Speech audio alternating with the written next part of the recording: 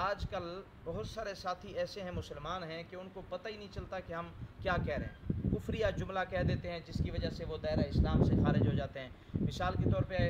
علماء نے کتابوں میں لکھا ہے کہ اگر کسی کو کہا جائے کہ چلو یار نماز پڑھ لو، اور وہ کہے بس یار کیا نماز، بس دیکھی ہوئی ہے نماز، یعنی اس نے نماز کو حقیر سمجھا، تو یہ اسلام سے خارج ہو کر کس میں چلا گیا؟ کفر میں چلا گیا۔ اسی طرح آپ نے کسی کو کہا کہ بھائی یہ قرآن کے حکم کے مطابق آپ جو ہے نا یہ بات مان لو، یہ قرآن میں لکھا ہوا ہے، بس یار بس تمہارے دیکھے ہوئے قرآن کو دیکھا ہوا ہے ہم نے، اگر اس نے قرآن کا انکار کیا تو یہ بھی کیا ہو گیا؟ مرتد ہو گیا۔ اسی طرح بعض لوگ کہہ دیتے ہیں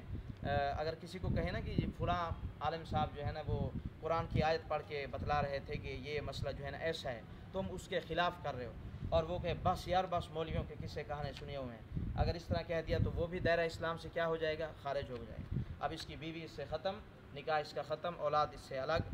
جو مسلمان جس کا یہ وارث بنتا تھا اس سے بھی ختم۔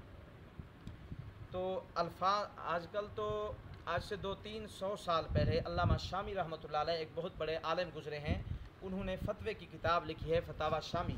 فتاوی شامی کے اندر انہوں نے اس دور میں آج سے 200-300 سال پہلے کتاب میں لکھا کہ مسلمانوں کو تو یوں چاہیے کہ آج کل جو حالات ہیں ان حالات کی وجہ سے مسلمانوں کو تو یہ چاہیے کہ وہ اپنے نکاح کی روزانہ تجدید کیا کریں،